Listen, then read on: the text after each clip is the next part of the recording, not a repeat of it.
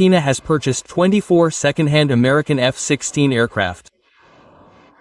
Chile made this effort to recover the F-16 line of aircraft many years ago, under President Lagos, when Michelle Bachelet was Minister of Defense.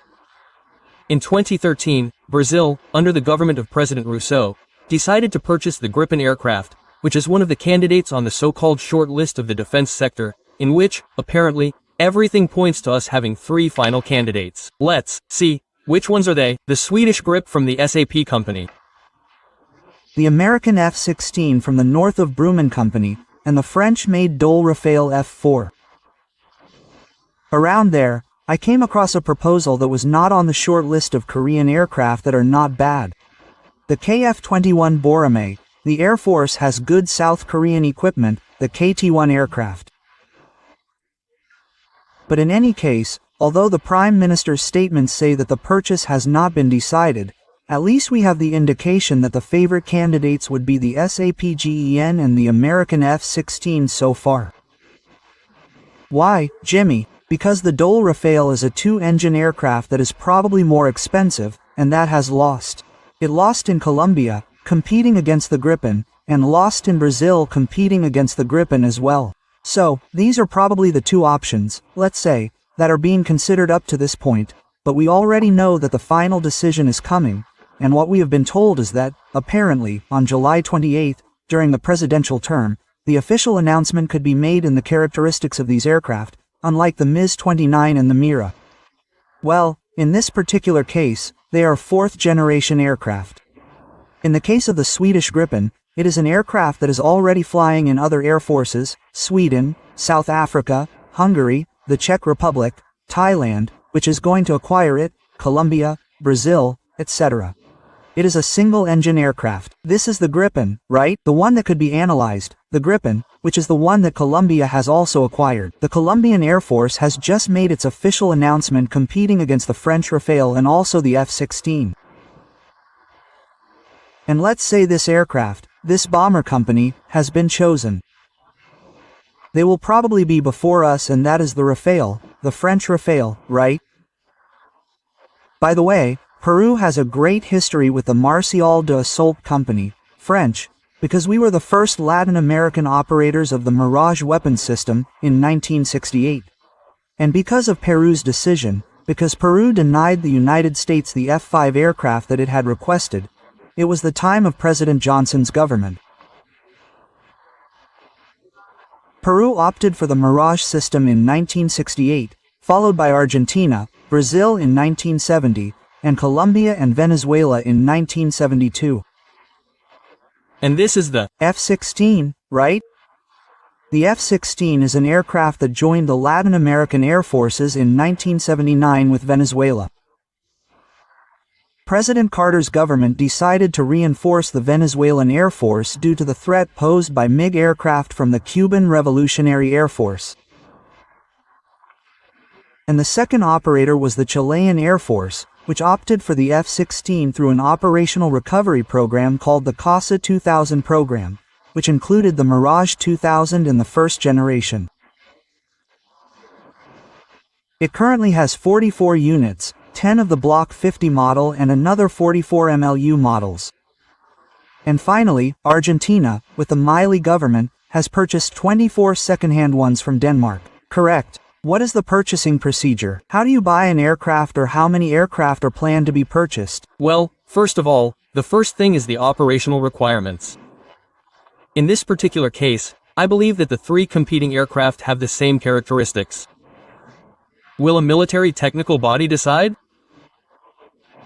But we have to be clear, presidents also have a lot of control. If not, let them tell Petro or Lula, because sometimes the air forces themselves had some options in Colombia and Brazil, but from a technical point of view, they did not necessarily coincide with political issues.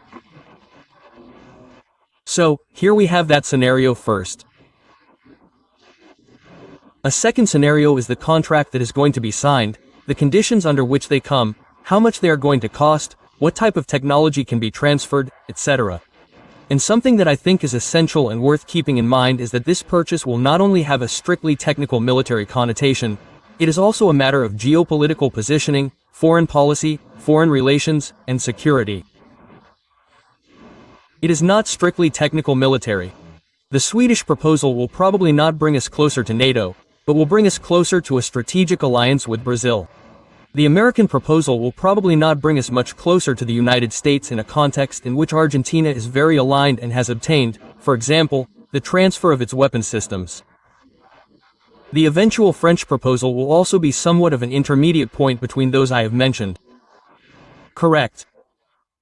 You mentioned to us a few moments ago that the AW force has to revive, that they are doing it in other countries and that it is important to have new or, well, refurbished aircraft. But why in a time of peace? Why in a time when the public will tell us, but look, why are we going to have warplanes if there is no longer any conflict? If there are no complicated situations or anything? Quote, well, we should also ask why Chile, why Argentina, why Colombia and why Brazil are renewing their fleets, right? Today's world is a very changing world. It is a matter of speculation, right? Let's say, they are buying for that. Of course, but of course, one cannot have, let's say, an air force or a military institution without minimum operational capabilities. Let me remind you, Jimmy, that when planes were purchased in the 70s, we ended up buying 56 of their COVID-2 planes. 56, right? I mean, Argentina and Brazil had large fleets. A reasonable number is being purchased in relation to the purchases that Colombia and Argentina are making. You would tell me, sure, the hypotheses of conflict, yes, that's true, but it's no less true that we're in a complex scenario, that we've effectively solved the problems, of markers with Ecuador, the tensions with Chile, but, in any case, we'll always reinforce a minimum operational capacity of the armed forces. And that's kind of the key to understanding things. It's a world in which today what Jimmy prioritizes is, peace by force, which is the slogan of the Secretary of State of the United States, Marco Rubio. That old phrase of, if you want peace, prepare for war. That's an anachronism, because today many states are going to prepare for war and they're not going to have peace. Be careful because the vectors have changed. So, be very careful because we're in a revolution of military affairs, of violence. It's true, NATO's military spending increased by 5%. No, there's an issue, let's say, of course, with military contractors, but in any case, the most important thing here is to have a minimum operational capacity that has been lost over the years.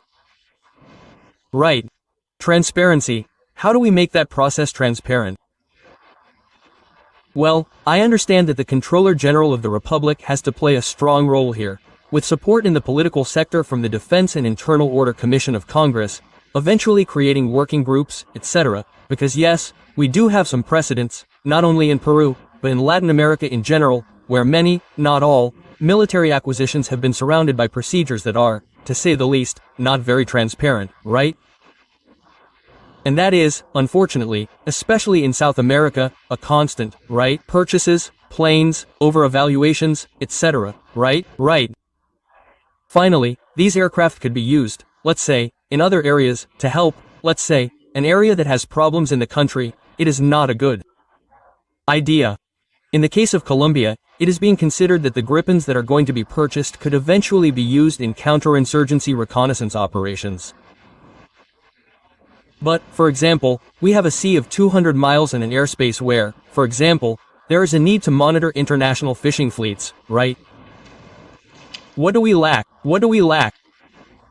Other things could eventually have some capabilities depending on the scenarios that have been foreseen. Correct, Mr. Gomez de La Torre. Thank you very much. Delighted. Andrés Gomez de La Torre joined us to tell us a little about what this announcement to President Dina Boluarte means about the new purchase. How many aircraft are there? 24. 24. Very good. Let's see. 20 single-seaters and 4 two-seaters. Correct. That's where the precision lies. And let's finally see how it ends up. How long could a purchase like that take, let's say? Sure, that's a good question. Yes, it is, of course, because it's a fourth-generation aircraft. The assembly will take that long, the procedure is not overnight, that's true. And it's true that one of the issues that could generate a bid for us is that SAP, which is a very serious company, is going to have large international orders and obviously the delivery could slow down due to this, let's say, this great demand that this aircraft currently has, right? In the case of the F-16, I hope that second-hand options are not purchased because there are also offers, but of course, all these are processes that take months and years. Fighter planes are not put into operation overnight. That's right, and it's not for delivery, right? It's not a Gabion. We have to evaluate very well. Thank you very